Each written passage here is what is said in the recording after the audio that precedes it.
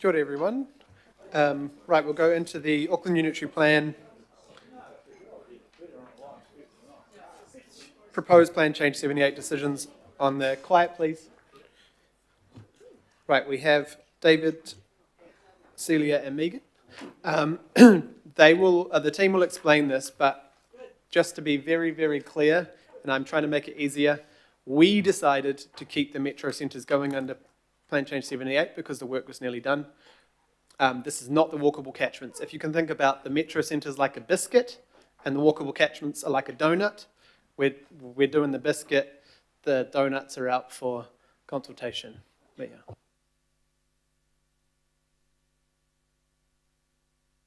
yeah. Cool. Thanks, Celia. Or David. Morena, everyone. Celia Davison. I'm the manager of the Central South team.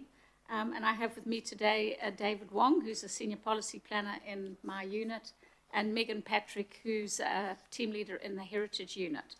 We're coming today to ask you for your decision on the independent hearing panel's recommendations on the metropolitan centres, which is still a part of the Plan Change 78 process. Plan Change 78 has been largely withdrawn, and that happened on the 10th of October, but this portion of PC 78 is still to be determined, so that is what we're coming to you today for.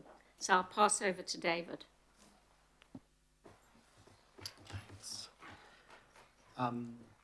Your Worship, the Chair and committee members, this is a short presentation covering the independent panel's recommendations on the Metro Centre zone, the decision process and staff recommendations.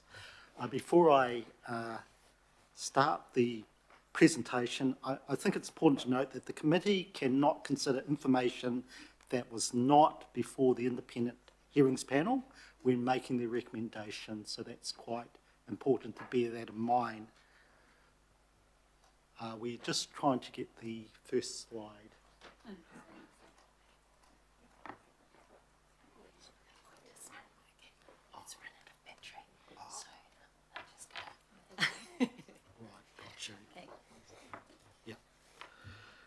So, just to reiterate what the Chair has said, the recommendations apply specifically just to the metro centre zones and not the surrounding areas. In terms of in terms of timeline, the panel provided its recommendations to the Council on the metropolitan centre zones on the 12th of September 2025.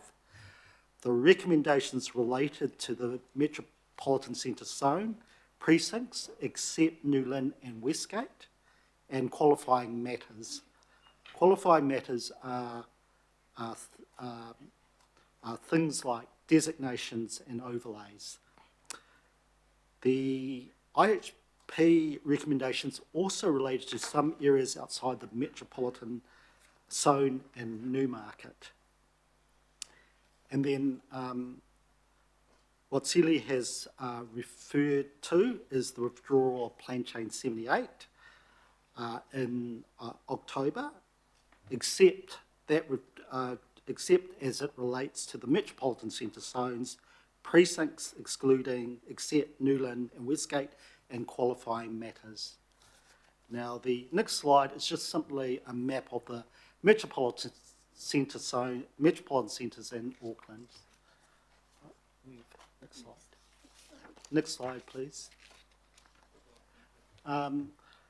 This is a slide of staff's assessment of the panel's recommendations, and they were, so the panel agreed with Council's overall approach. It preferred Council's planning and other evidence in most cases, and that's extremely positive.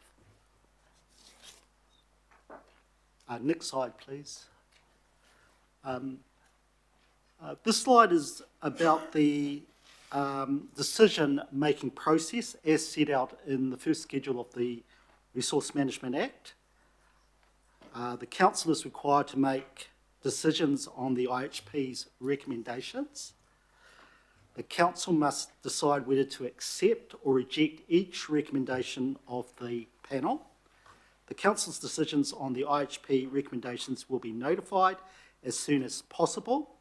The current directions of the minister require the council's decisions to be publicly notified by the 31st of March 2026. Public notification of the council's decision to accept the IHP recommendations will include the date when provisions will be made operative. Any rejected IHP recommendations will be referred to the minister together with the council's reasons for rejection and the council's alternative recommendation. Next slide, please.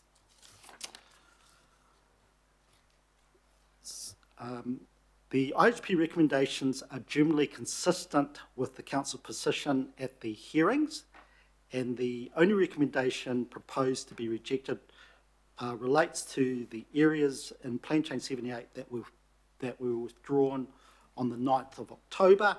And in the on the slide, you'll see a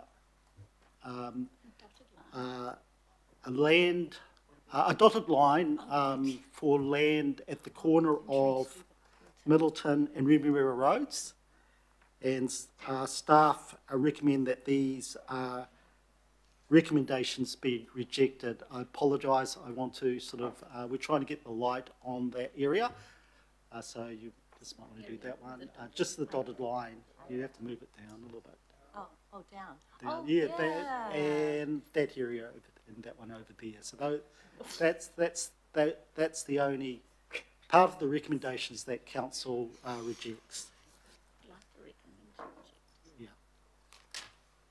That staff recommend that council reject. And then the final slide, next slide please. Do I have to just tell the reason? Yeah. I'll just talk on the next slide. Council has the ability to correct minor errors. It is proposed to remove references to Plan Change 78 map viewer in the special character overlay for Newmarket. The amendments are set out in attachment B to the agenda report. And the reason why is once decisions are made on the panel's recommendations on the metropolitan centre zones and the provisions become operative, the Plan Change 78 process will be concluded and the Plan Change 78 map viewer will no longer be required. And so that concludes my short presentation. We are happy to take any questions. Thank you very much. I'll move. Yeah, got a seconder? Councillor Filipino? Cool. Questions? Councillor Fully. Oh, sorry, Deputy Mayor first. Yeah.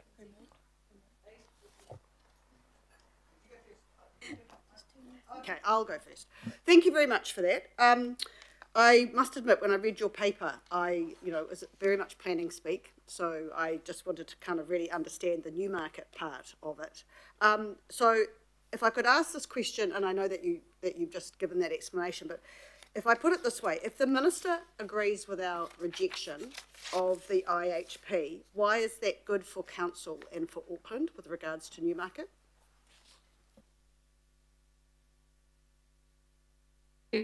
Megan, just to answer why we're wanting to reject that bit. Yeah. Just that I read point 38 and it is very much planning speak. I just want to be able to tell people in plain English why the rejection of the IHP for the Newmarket precinct is good for Auckland. Through you, Chair, I can answer from a special character point of view.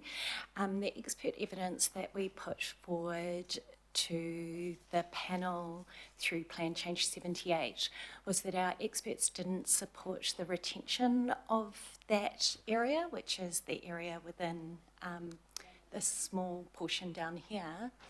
The reason being that there was a proportion of buildings that were non-contributing, There was also a lack of special character business value within that area. So our experts recommended, our special character experts recommended that that area be removed from the special character Newmarket business overlay. But I guess and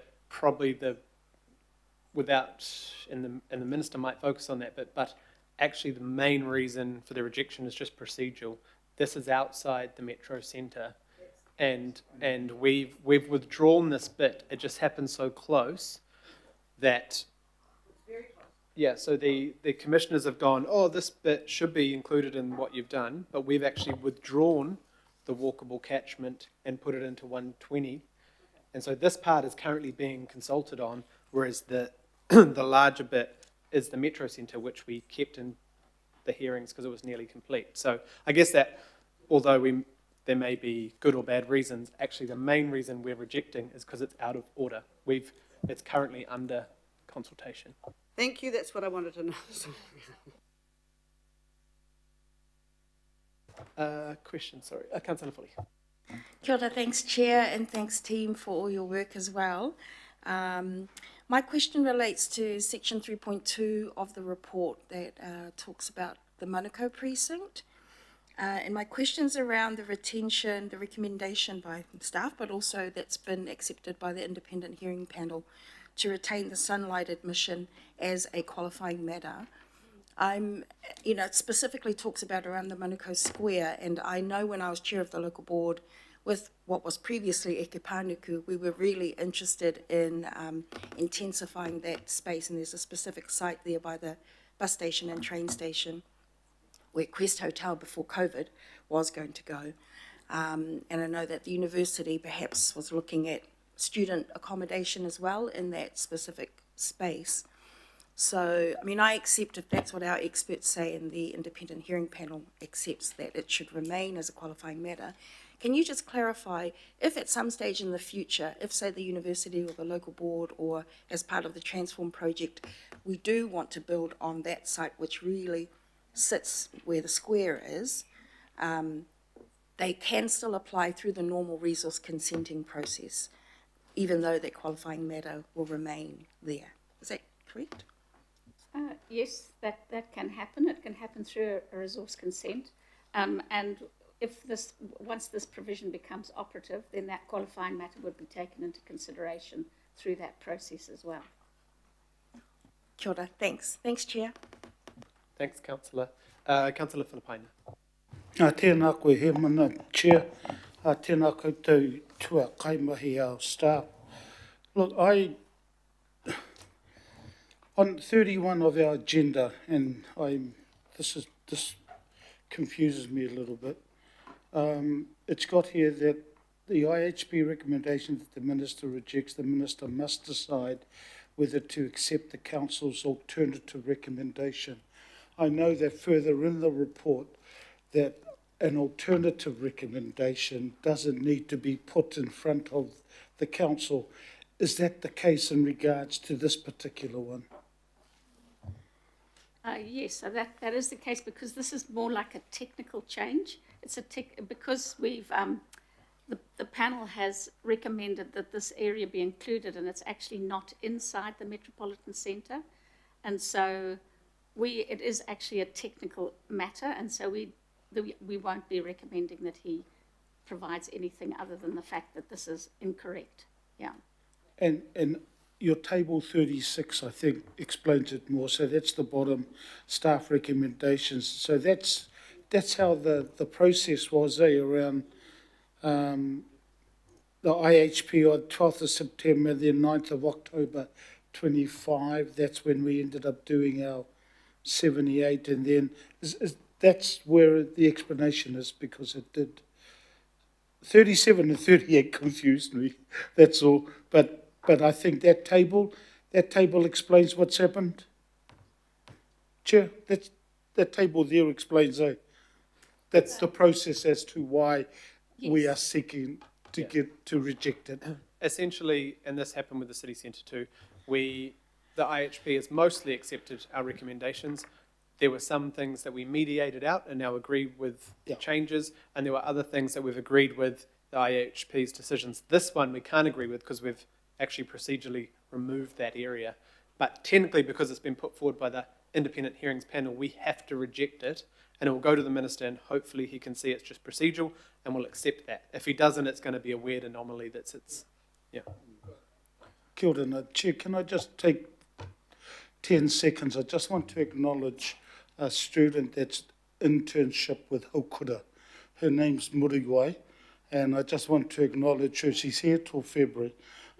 She's doing a law and commerce at Victoria University, but is attached. So ngā mihi ki a koe Muriwai, nau mai, haere mai, whakatau mai. Kia ora nā. Thank you, Chair. Kia ora, Muriwai.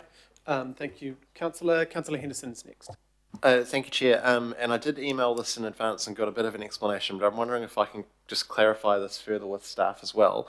Paragraph 4 of the report, I was a little bit thrown by the sentence here, the only metropolitan centres included in PC 120 are Newland and Westgate.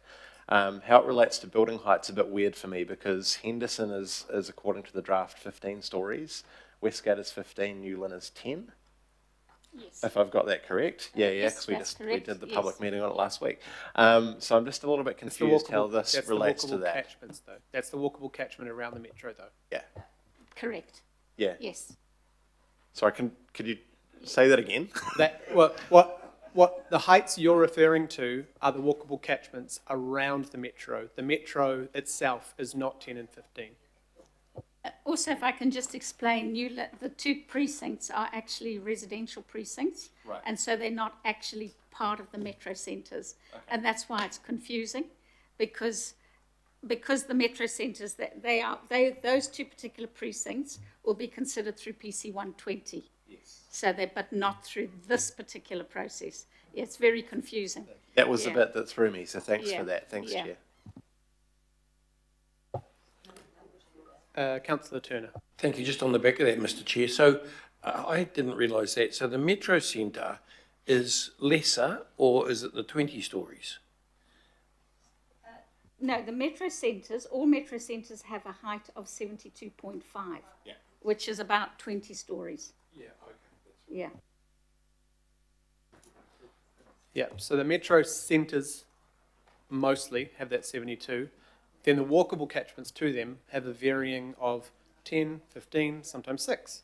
That's the confusion. But the centre and the walkable catchment, so the centre is the biscuit or the donut hole, and then the walkable catchment is like the donut itself. And we're worried about the donuts later. We're worried about the donut hole right now. Sorry. Any other questions? Cool. There's no more questions. We might move straight to a vote. I don't think there's I won't say it. Are there anyone who would like to speak to this?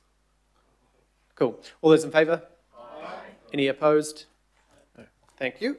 Thanks, staff. Thank you.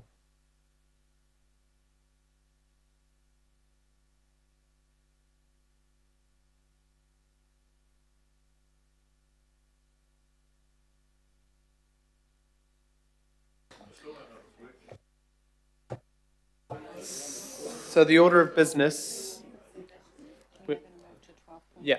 So the order of business, and I should have said this earlier, we're going to move to 12.1, the Eden Park item now, and then it will be easier to deal with the appointments because we have to do a open agenda, then a confidential, so we may as well do them next to each other, and we also have Nick and others waiting to hear this item as well. So we have... Sorry.